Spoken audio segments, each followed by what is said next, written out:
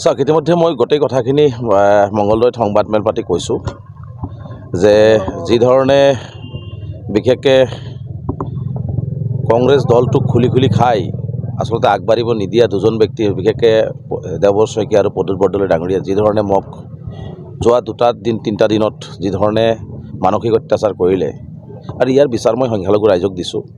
মই এটি ভাল মন শুদ্ধ মন লৈ অসমৰ সমাজ জীৱনৰ হৈ সকলোৰে লগত সমিল মিলেৰে এখন সুন্দৰ অসম গঢ়াৰ কাৰণে সপোন লৈ সংখ্যালঘু সমাজৰ বিভিন্ন সমস্যাখিনি সমাধান কেনেকৈ কৰিব যে তাৰ লক্ষ্যৰে মই আচলতে এই ছেকুলাৰ দলটোত যোগদান কৰিছিলোঁ। কিন্তু তাত মই দেখিলোঁ যে তেওঁলোকৰ ভিতৰ কণ্ডলে আচলতে কোনো ভাল মানুহক কোনো যুৱ চামক তেওঁলোকে আহিবলৈ নিদিয়ে আৰু কোনোবাই যদি যায় তাক উলিয়াই দিয়াৰ কাৰণে চেষ্টা কৰে আৰু নিশ্চিতভাৱে এইটো এটা ৰাজনৈতিক ষড়যন্ত্ৰ আৰু আচলতে গৌৰৱ গগৈ ডাঙৰীয়াকো যে উঠিব নিদিব এইটো এটা প্ৰমাণ পোৱা গ'ল যে মই কিবা এটা ক'লোঁ কিবা এটা হ'ল ঘৰখনৰ মাজত আলোচনা হ'ল আৰু ঘৰৰ কথা ঘৰৰ ভিতৰত আলোচনা হ'ব লাগে।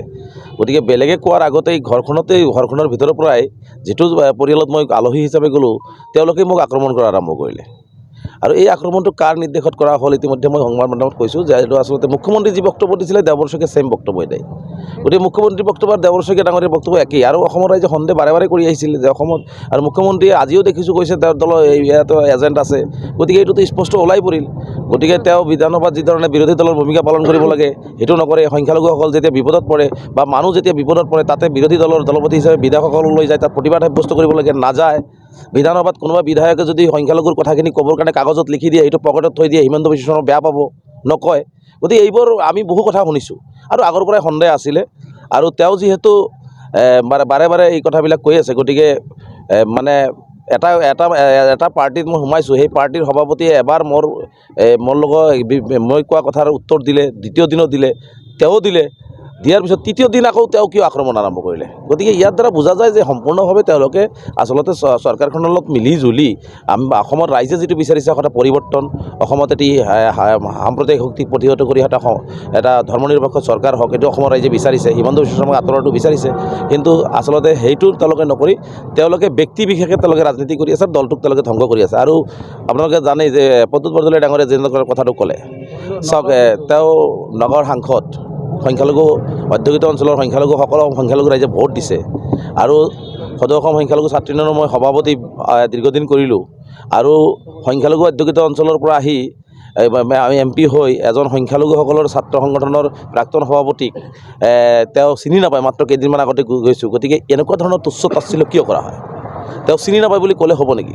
তেওঁ ইমান ডাঙৰ এটা সাংসদ সংখ্যালঘু অধ্যুষিত অঞ্চলৰ পৰাই তেওঁ প্ৰতিনিধিত্ব কৰিছে আৰু তেওঁ এতিয়া মাৰ্ঘেৰিটাৰ মানুহে তেওঁক চিনি নাপায় এইটো ডাঙৰ কথা নহয়। মাৰ্ঘেৰিটাৰ মানুহ তেওঁক চিনি নাপায় যাৰ কাৰণে তেওঁ হায়াৰ হৈ আহিছে সংখ্যালঘু ৰাইজে তেওঁক আঁকোৱালি লৈছিলে কিন্তু তেওঁ এতিয়া সংখ্যালঘু জাতীয় সংগঠনৰ এটা প্ৰাক্তন সভাপতি চিনি নাপায়। গতিকে ইয়াৰ বিচাৰ মই নগাঁওবাসী ৰাইজক দিছোঁ সংখ্যালঘু ৰাইজক দিছোঁ যে তেওঁ কিমান ধৰণৰ তলৰ খাবত চিন্তা চৰ্চা কৰিছে। তেওঁতো নিৰ্বাচনৰ সময়তো আমাক সহায় বিচাৰিছিলে। তেওঁ কি কয় বিয়া এখন খাব যাওঁতেও তেওঁ দেখোন মোৰ লগত ৰেজাল্ট চাপ ভালে আছেনে এই কথাও সুধিছে। গতিকে তাৰপিছতো তেওঁ গুৱাহাটীত সংবাদমেল পাতি কাৰ নিৰ্দেশত তেওঁ মোক চিনি নাপায় বুলি কৈছে। দলত জইন কৰাইছে সভাপতি ডাঙৰীয়াই জইন কৰা মানুহ এজনক তেওঁলোকে চিনি নাপায় বুলি কথা ক'লে হ'ব নেকি? বা তেওঁলোকে মই মুখ্যমন্ত্ৰী এজেণ্ট বুলি ক'লে হ'ব নেকি? মই যদি মুখ্যমন্ত্ৰী এজেণ্ট বা মোক চিনি নাপায় তেওঁলোকে আগতীয়াকৈ মোৰ বিৰুদ্ধে ব্যৱস্থা কিয় গ্ৰহণ নকৰিল? মোক দলত সোমোৱাৰ আগত কিয় বাধা নিদিলে? তাৰমানে দলত সোমাই আৰু এওঁলোকে বিসম্বাদত জৰ্জৰিত হৈ আচলতে গৌৰৱ গগৈ ডাঙৰীয়াই যিটো লক্ষ্যৰে আগবাঢ়িব বিচাৰিছিল আচলতে আগবাঢ়িব নিদিয়ে। কংগ্ৰেছ দলটো যেনেকৈ বিজেপিক প্ৰতিহত কৰাৰ কাৰণে চেষ্টা কৰি আছে এইটো অসম্ভৱ কাৰণ তেওঁলোকৰ মাজতেই আচলতে এজেণ্ট সোমাই দলটোক খুলি খাই আছে। Thank you. চাওক তেওঁ ছদ্মবেশী কংগ্ৰেছী, তেওঁ অৰিজিন কংগ্ৰেছী নহয়, তেওঁ ছদ্মবেশী কংগ্ৰেছী। তেওঁ চাওক তেওঁ যিজন মানুহে এজন মানুহক চিনি পোৱাৰ পিছত নিচিনাৰ ভাও ধৰে দলৰ সভাপতি এজন মানুহক জইন কৰাৰ পিছত সংবাদ মাধ্যমত ওলোৱাৰ পিছত নামটো ওলোৱাৰ পিছত তেওঁ নাজানো বুলি কয় তেনেহ'লে তাৰমানে কি বুজিব তেওঁ? আৰু তেওঁ পিছদিনাখন কিয় ক'ব লাগে? চিনি নোপোৱা মানুহ এজনক তেওঁলোকে জইন কিয় কৰালে? তেওঁ সাংসদ। Thank U.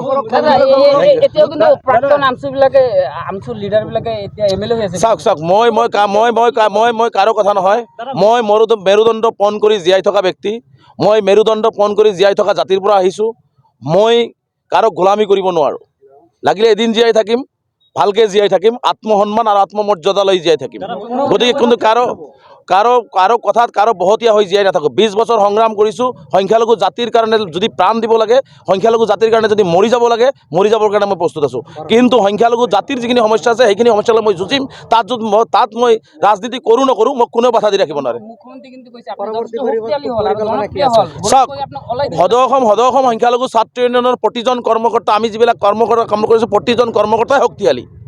মই আমচুৰ প্লেটফৰ্মৰ পৰা আহিছোঁ, গতিকে তেওঁ মোক চাৰ্টিফিকেট দিব নালাগে শক্তিশালী হয় নে নহয়। মই ৰাইজৰ নেতাও নহয়, মই সংখ্যালঘু ৰাইজৰ এজন সন্তান, সাধাৰণ ঘৰৰ সন্তান, আৰু সংখ্যালঘু সাধাৰণ ঘৰৰ এজন বেটা হিচাপে মই যুঁজি আছোঁ, যুঁজি যাম। গতিকে মই সংখ্যালঘু ৰাইজৰ এজন বেটা, মই নেতাও নহয়, মই শক্তিশালী হয় নহয় এইটো মই নকওঁ, কিন্তু মই সংখ্যালঘু ৰাইজৰ আৰ্থ সামাজিক শৈক্ষিক আৰু নাগৰিকত্বৰ যি সমস্যাৰে জৰ্জৰিত, গৰাখহনীয়াৰ সমস্যাৰে যি জৰ্জৰিত, এই সমস্যালৈ 20 বছৰ যুঁজিছোঁ আৰু মৃত্যুৰ আগদিনাখনলৈ যুঁজিম, তাত বাধা দি ৰাখিব নোৱাৰে। Thank you, thank you, thank U.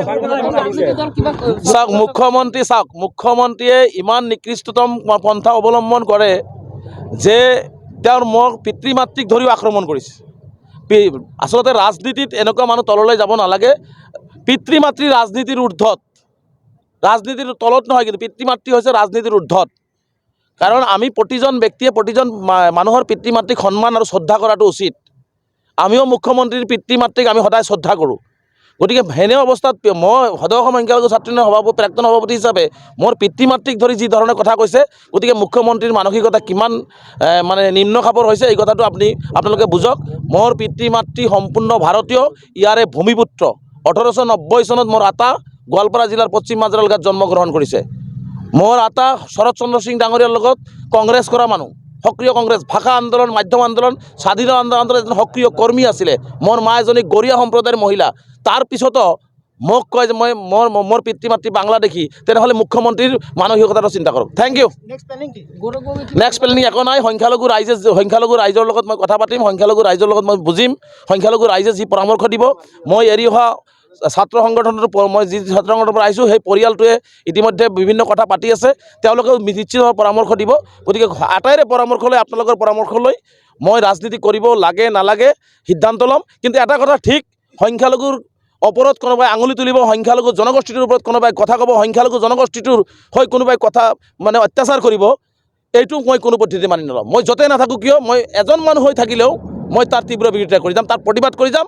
ন্যায্যতা আমাক লাগিব, ন্যায় আমাক লাগিব, আমাৰ সংবিধানে দিয়া অধিকাৰ আমাক লাগিব। আৰু যদি কোনোবাই নিদিয়ে, এইটো কাৰিয়ানাৰ ব্যৱস্থা কৰিম।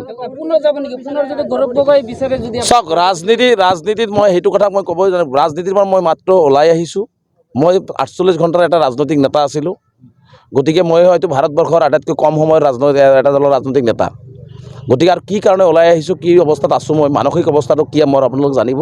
কাৰণ বহু আশা আৰু বহু সপোন লৈ এটা সাম্প্ৰদায়িক চৰকাৰক প্ৰতিহত কৰি অসমখন সুন্দৰ কৰিবৰ কাৰণে শদিয়াৰ পৰা ধুবুৰীলৈকে পাহাৰ, ভৈয়াম, ব্ৰহ্মপুত্ৰ একত্ৰিতভাৱে সমন্বয় আৰু উন্নয়নেৰে অসমখন আগুৱাই লৈ যোৱাৰ কাৰণে সপোনেৰে, আৰু মোৰ জনগোষ্ঠীটোৰ যিখিনি সমস্যা আছে সেই সমস্যাখিনি এটা স্থায়ী সমাধানৰ কাৰণে মই আগবাঢ়ি গৈছিলোঁ। কিন্তু মই উভতি আহিব লগা হৈছে।